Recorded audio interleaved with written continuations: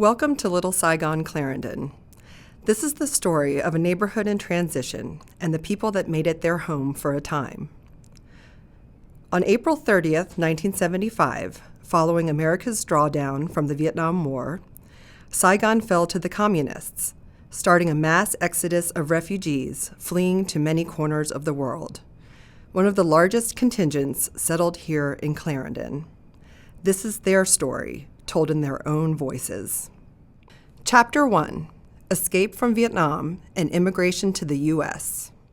We left Vietnam on April 21st, 1975, which was roughly about 9 days before the fall of Saigon. When they rumors saying that, everybody try to get out Vietnam.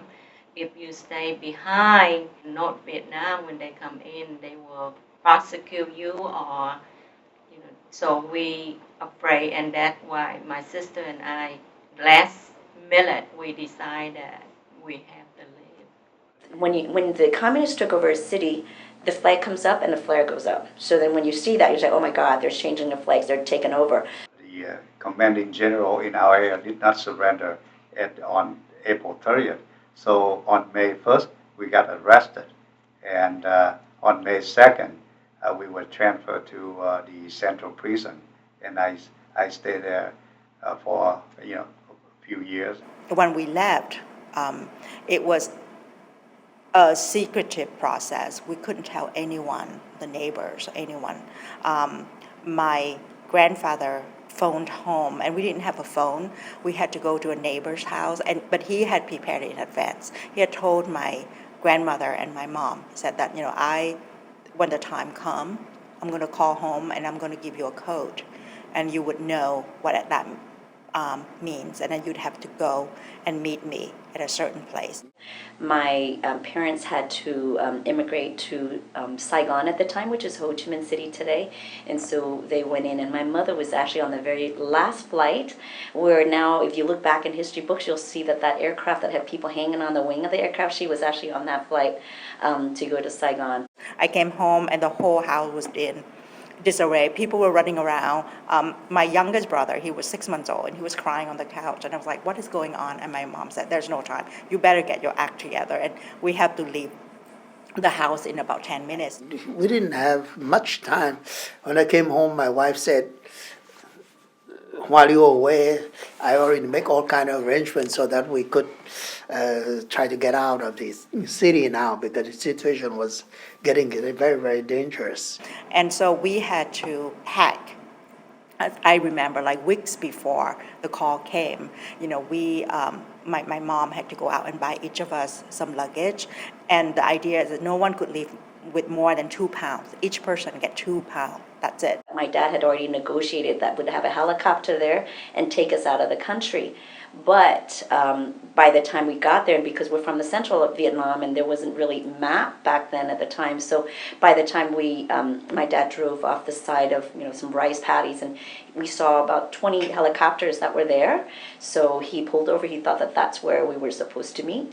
So we went there, and when he come to the pilot of each of those helicopters and said the password, they did not know what he was talking about. Supposedly like 10-15 minutes before we got there, they actually waited for us for 3 hours. And so we were told by the local people they were waiting for 3 hours, but so they finally left. So at that point, we were scrambling to figure out ways to get out of Vietnam. And we were a family of 10, my parents and 8 kids, and the youngest was 1. And my younger brother, he was handicapped. So it was kind of tough for us to kind of move around. We really couldn't move around very quickly.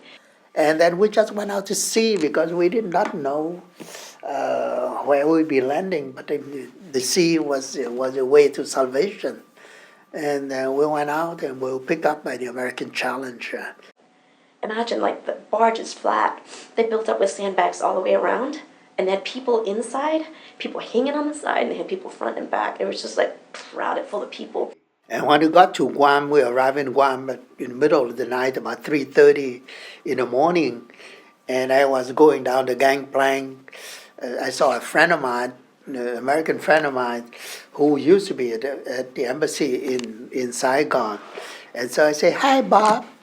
And he looked at me. He didn't recognize me at all. I said, don't you recognize me? I'm big. So he broke into tears and sobbed loudly. He said, how can you be like, we saw each other just a week ago and you were a different person. Now you're all black and skinny and only one small shorts on you. No, not even the t-shirt on you. And I don't gonna recognize you. Most of those people who got to the Philippines, they were so happy that they were there that they just wanted to stay. That's like heaven on earth. They don't want to go anywhere else. You got food, you got shelter, it's safe, no, war or anything like that. They're like, we're happy here. But our family, my dad and my mother, were so driven to get to the U.S. that when they got there, they figure out, do the paperwork, we just get something to eat and get the paperwork done, and then get out of Philippines right away. So actually at 3 in the morning, we were able to get on a C-130 aircraft, and they flew us to Guam. So we went to Guam, and we got there like, I don't know, mid-morning, and I still remember the experience of seeing Kmart. And the first thing that we saw was like, oh my God, look at that huge shopping center. At 3 in the morning, they had all the lights on. Why didn't they turn off the lights to save the power? And look at all that shopping cart. It's so cool. And the reflector on the roads, that was like the coolest thing for us, right? And I was thinking, gosh, I wish one day I can go and shop there. I was a boat people in 1980. I came to the U.S. In June of 1980 from a refugee camp, Songkhla, Thailand. And Arlington was my first home in the U.S. So I have a little bit of emotional attachment to Arlington County, and especially the little Saigon. Sometimes looking back, I just thought, gosh, why we were so lucky that we survived that versus the other people around us. So the whole process from April 20th to May 27th is over a month. But it was probably one of the most eventful months of my whole life because I've never traveled outside of Vietnam before that. And then, within that 1 month, so many things changed. I mean, I lost a country, and then we moved through 3 different